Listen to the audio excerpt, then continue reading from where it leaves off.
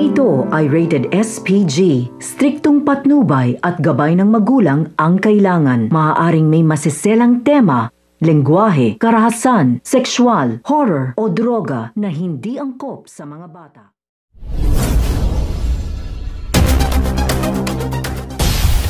Nang dumating na nga itong si Lily ay galit na galit nga itong si Cardo dahil nga malaki nga ang atraso nito sa kanila.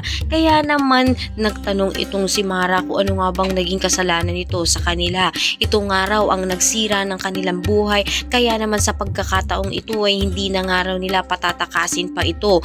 At tinanong pa rin nga nito ni Mara kung ano na nga bang plano nito ni Cardo. Hihintayin nga daw nila ang muling paglabas nga nito nila Lily at ng Presidente Oscar o Hidalgo upang simulan na nga nila ang kanilang misyon. Ngunit mag-iikot-ikot nga ito at magugulantang nga siya na makikita nga niya ang tunay na Presidente Oscar Hidalgo.